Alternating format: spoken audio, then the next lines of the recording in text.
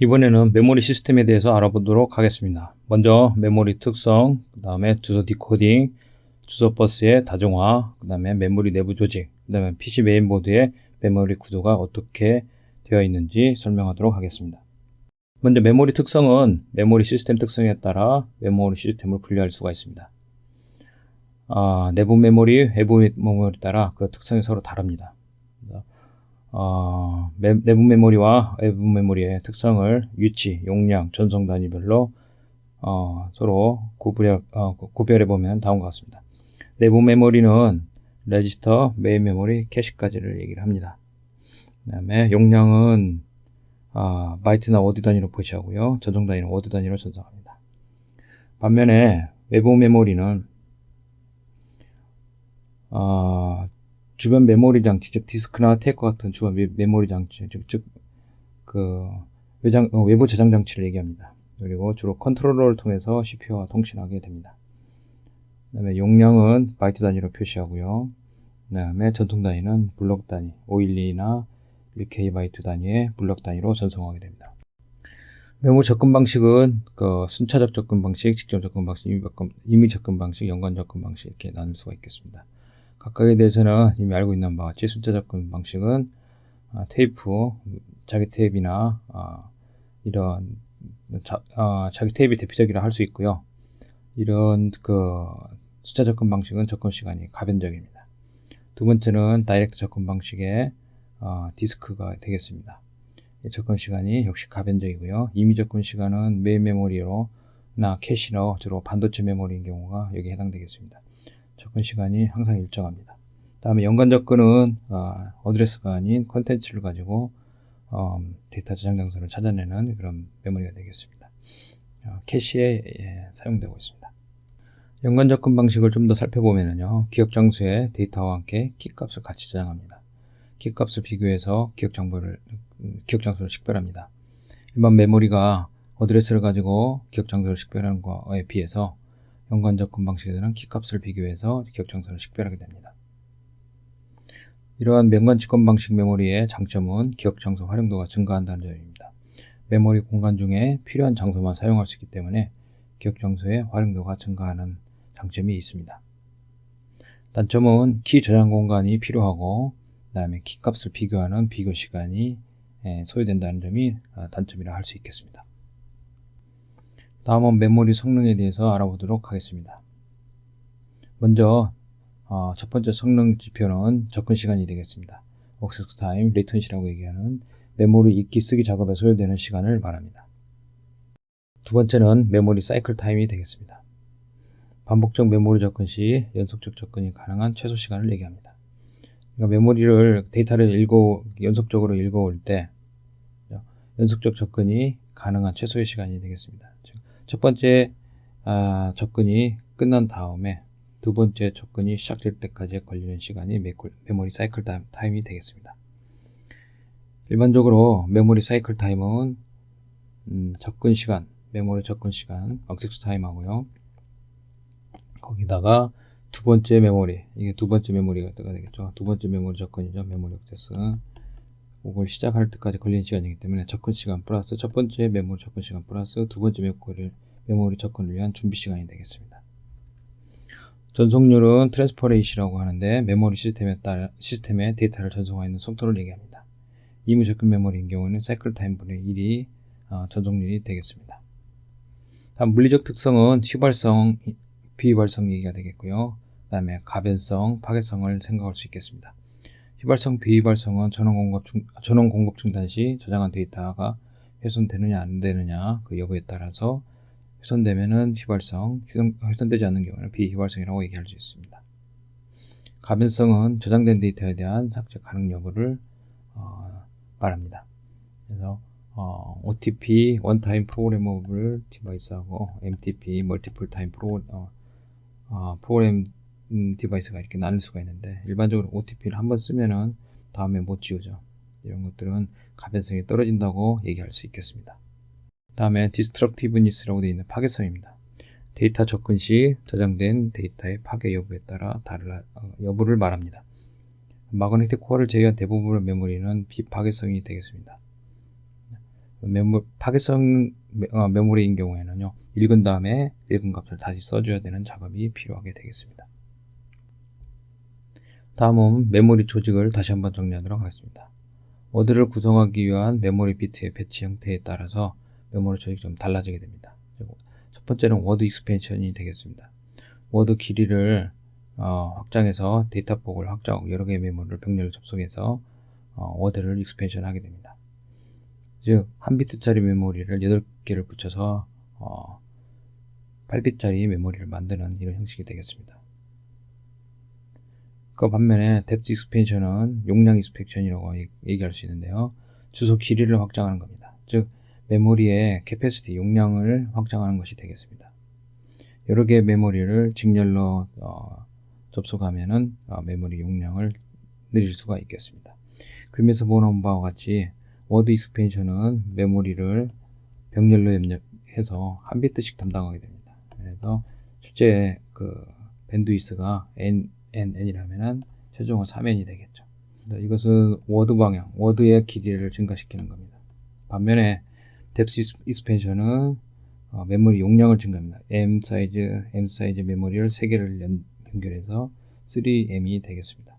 이 각각의 메모리의 워드 사이즈는 동일하게 N이 유지되겠죠. 다음에는 메모리 리프레시에 대해서 말씀드리겠습니다. D램의 경우 데이터를 저장하고 있는 메모리 셀은 시간이 지남에 따라 저장된 전화가 누설돼서 데이터 값을 잃어버릴 염려가 있습니다. 따라서 주기적인 재충전, 즉 리프레시가 필요하게 되겠습니다.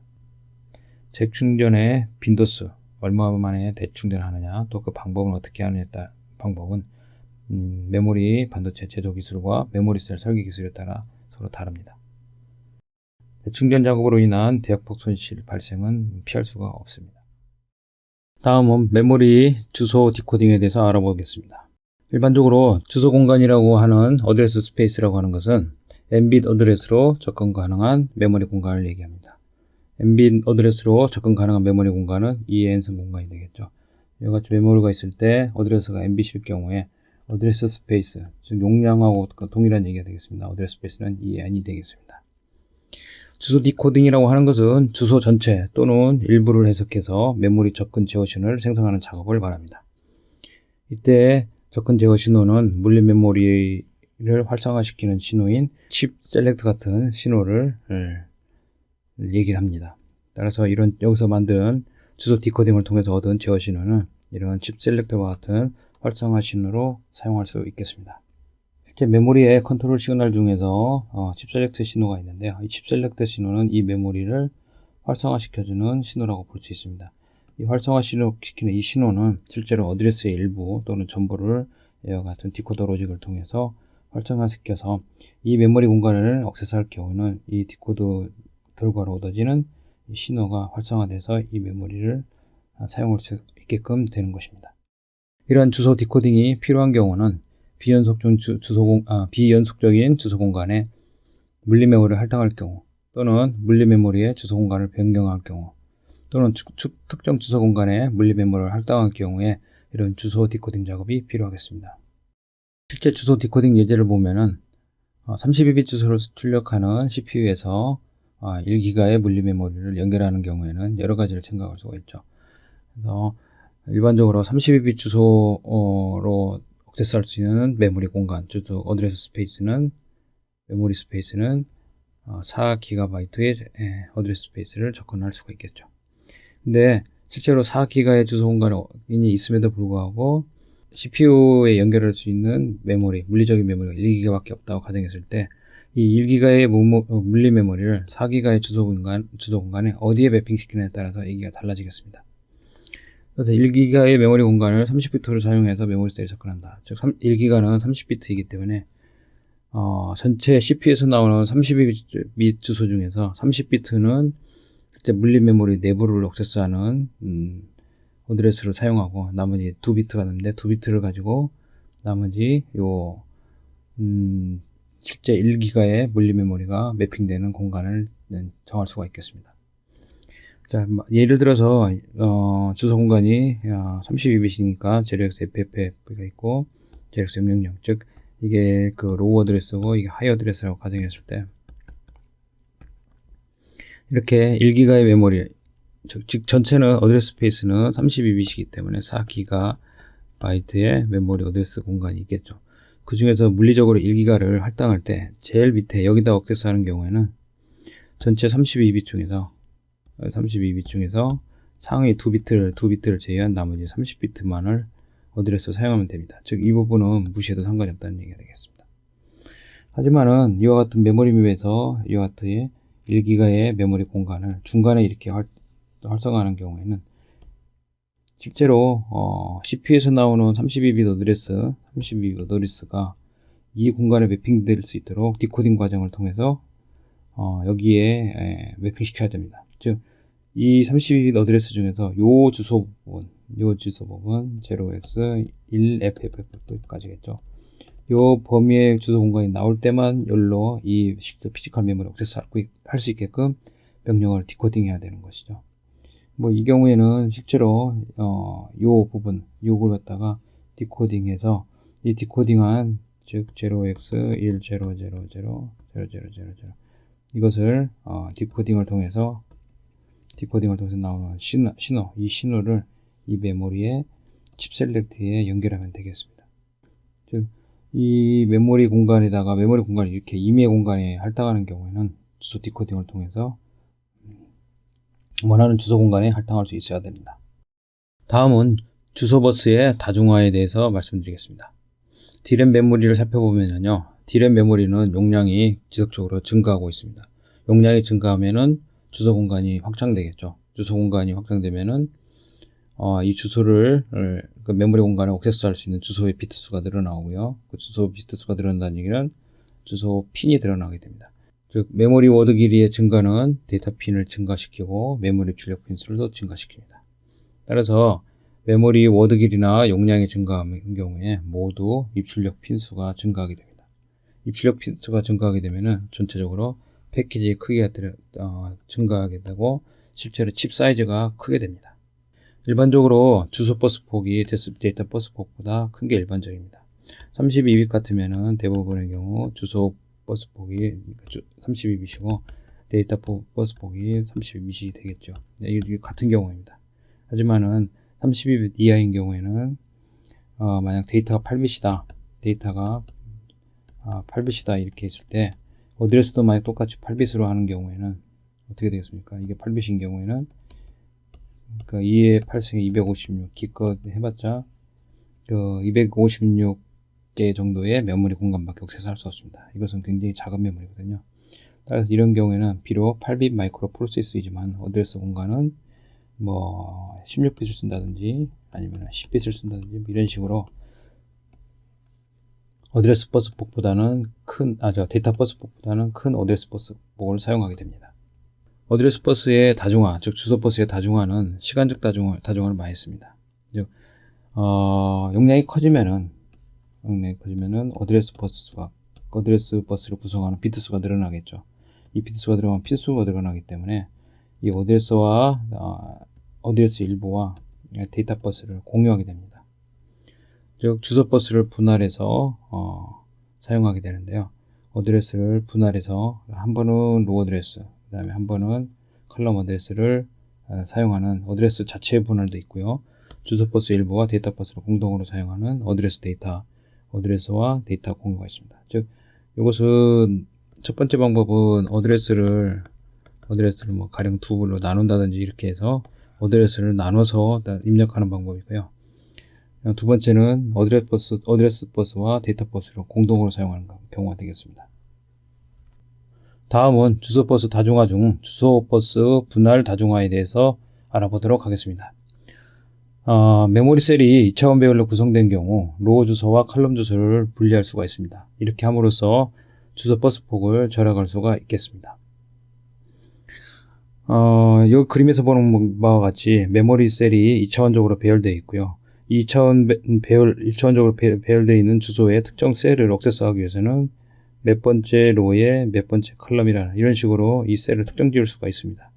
따라서 로우 어드레스와 컬럼 어드레스를 각각 분리해서 입력할 수가 있다면 훨씬 좋겠죠. 그래서 어드레스 버스를 통해서 들어오는 어드레스가 뭐 로우 어드레스와 칼럼 어드레스가 합쳐진 어드레스가 아니라 한 번은 로우 어드레스가 들어오고 한 번은 칼럼 어드레스로 이런 식으로 나눠서 들어오는 것이 훨씬 더 주소 버스 폭을 전략하는 데 도움이 되겠습니다. 따라서 어드레스 버스에 로우 어드레스가 있는지 또는 칼럼 어드레스가 있는지를 표시해 줄 필요가 있습니다. 이 표시하는 신호가 주소 버스 제어 신호인데요. 첫 번째가 있는 게 라스가 되겠습니다. 이 라스는 로우 어드레스 스트로브라고 해서 주소 버스에 로우 주소가 출력될 때 0으로 설정됩니다. 여기 1이 아니라 0입니다. 이것은 라스라는 신호가 일반적으로 이와 같이 액티브 로 신호입니다. 즉 로우일 때 의미가 있다는 거죠. 따라서 주소 버스에 로우 주소가 출력될 때 1이 아니라 0으로 설정되는 것입니다. 일반적으로 액티브 로 신호는 이와 같이 또는 nras 또는 이와 같이들을 많이들 표기합니다. 그래서 이 라스 신호는 주소 버스에 로우가 출력될 때 0으로 설정된다. 이 의미는 이 신호가 액티브 로라는 얘기가 되겠습니다.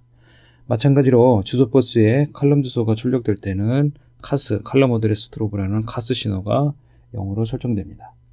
이걸 시간 축상에서 보면은 어드레스 버스에서는 첫 번째가 로우 어드레스가 나오고 두 번째는 칼럼 어드레스가 나옵니다.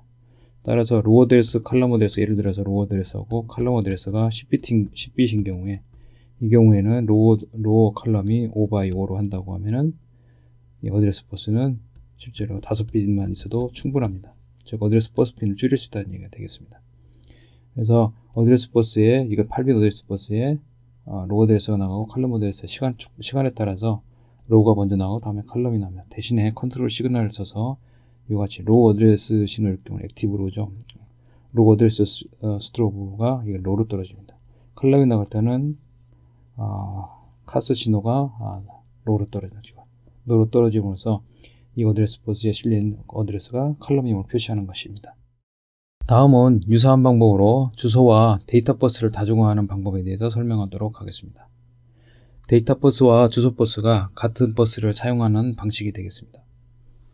즉 주소의 하이바이트와 일반적으로 데이터 버스가 주소 버스보다 작습니다. 주소 버스가 훨씬 크죠. 주소 버스가 데이터 버스보다 폭이가 넓습니다.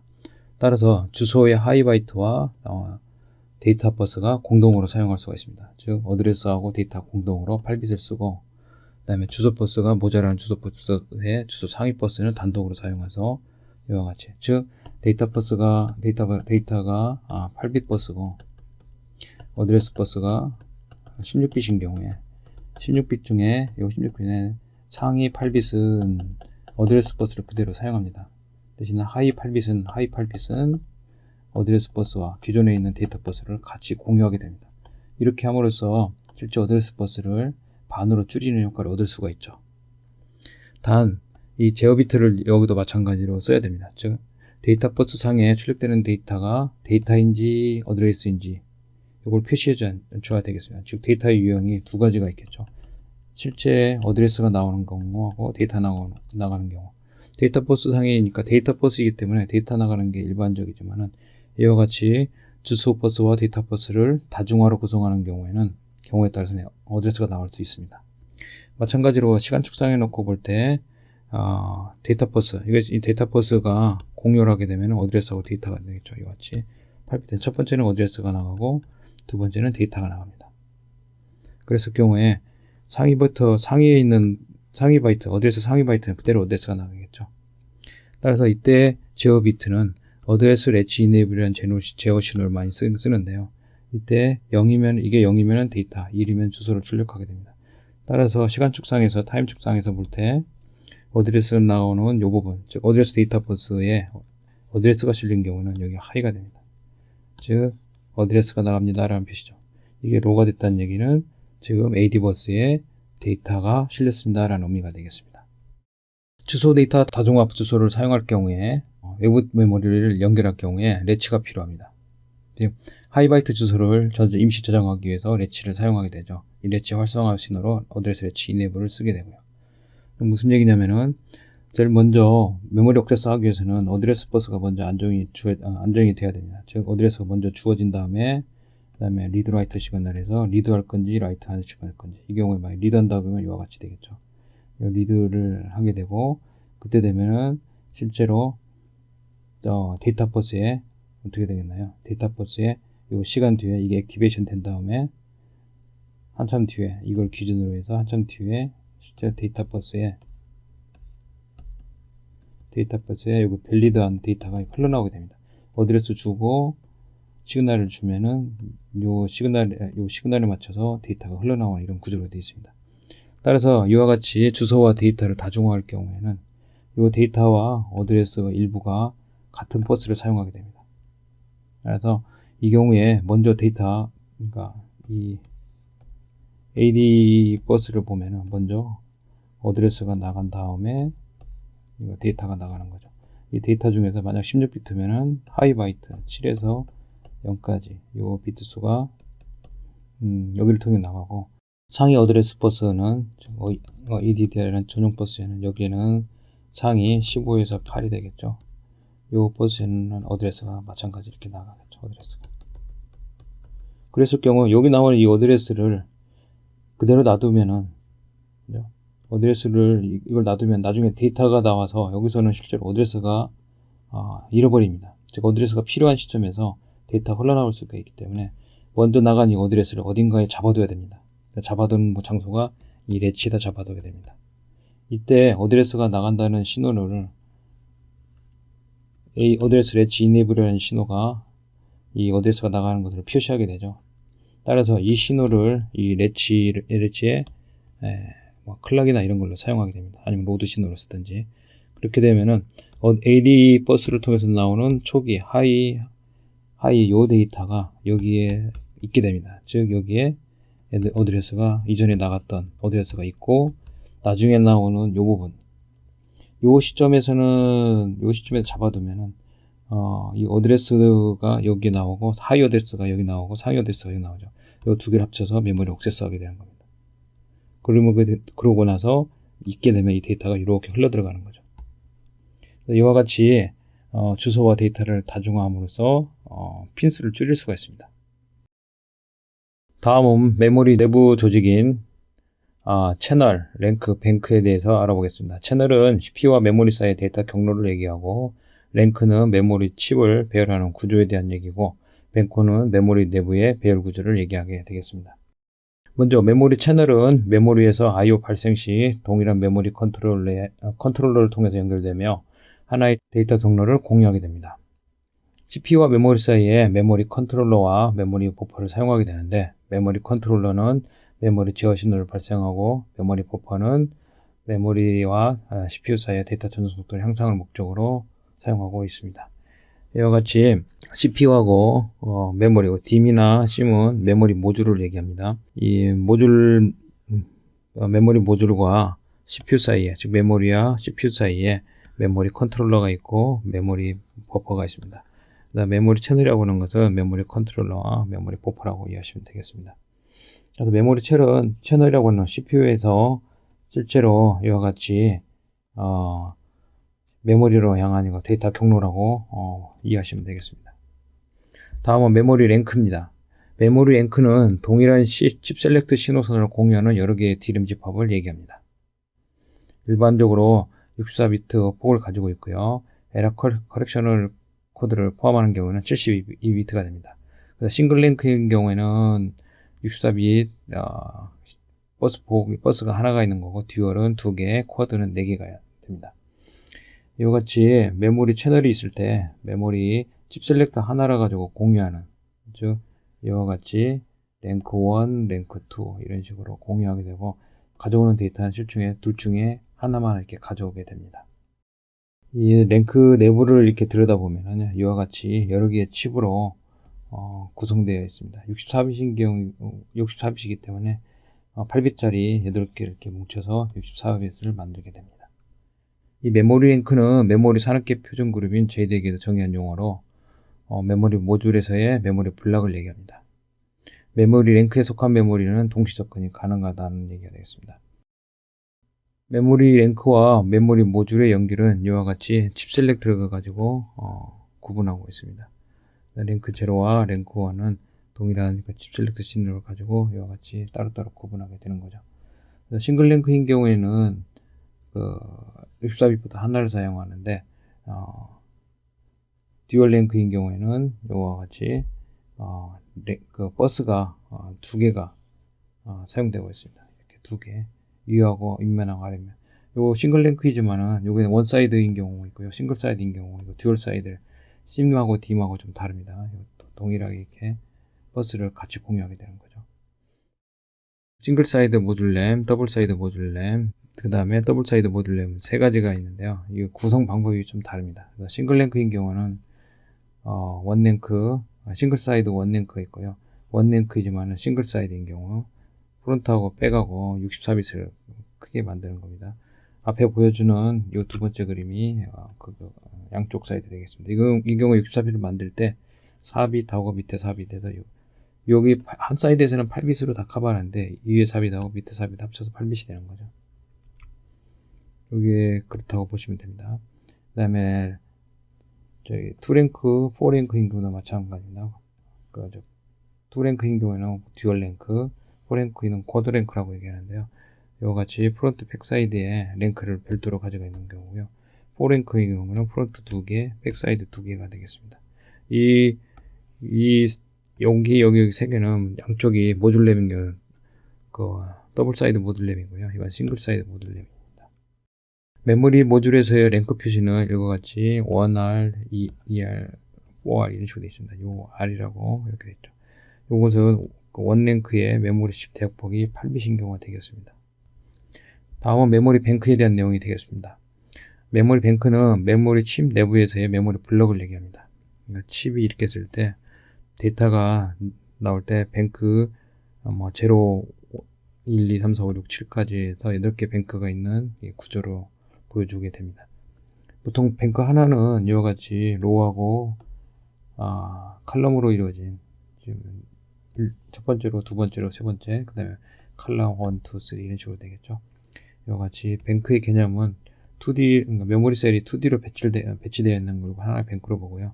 이 뱅크 중에서 8개의 뱅크를 두고 하나씩 이 뱅크 중에 어떤 것을 선택할 거냐, 요거 얘기가 되겠습니다. 다음은 PC 메인보드 상에서의 메모리 구성을 알아보겠습니다. PC 메인보드 상에서 메모리는 CPU와 메모리를 노스 브릿지를 통해서 연결됩니다. 여기서 그림에서 보는 바와 같이 CPU하고 메모리 슬롯에 메모리가 실장되게 되고요. 이 메모리는 이 노스 브릿지라는 칩을 통해서 CPU와 연결되겠습니다.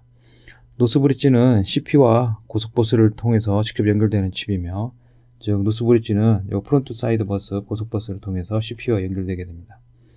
연결되는 칩이며 메모리 컨트롤러 허브라고 얘기합니다. 그래서 램, 그 다음에 PCI 익스프레스, AGP, 사우스 브릿지 등과 같이 고속 장치들을 프론트 사이드 버퍼를 통해서 CPU하고 연결되고 있습니다. 노스 브릿지에 연결되는 것은 메모리가 있고요. 그 다음에 그래픽 보드 연결하는 AGP 또는 PCI 익스프레스를 CPU로 연결해주는 이런 브릿지가 되겠습니다. 물론 이 중에 내부 버스를 통해서 사우스 브릿지가 이 노스 브릿지를 통해서 들어오게 됩니다. 반면에 사우스 브릿지는 입출력 장치들을 CPU에 연결해주는 칩으로 I/O 컨트롤러 허브라고 얘기합니다. 이 사우스 브릿지는 노스 브릿지를 통해서 CPU와 저속 장치를 연결하고 있습니다. 사우스 브릿지는 PCI 버스나 아니면은 롬 바이오스, 플래시 롬의 구성되어 있는 바이오스나 아니면 시리얼, 패럴 포트, 플로피 디스크, 아니면 키보드, 마우스 등 이런 저속 장치들을 연결하는 브릿지가 되겠습니다. 여기에 ID, SATA, USB, 이더넷, 오디오, 코덱, CMOS 메모리 등 같은 주변 장치들이 이 사우스 브릿지를 통해서 연결되게 되겠습니다. 사우스 브릿지는 내부 버스를 통해서 노스 브릿지로 연결되고, 노스 브릿지를 통해서 CPU로 연결되는 이런 구조를 하고 있습니다.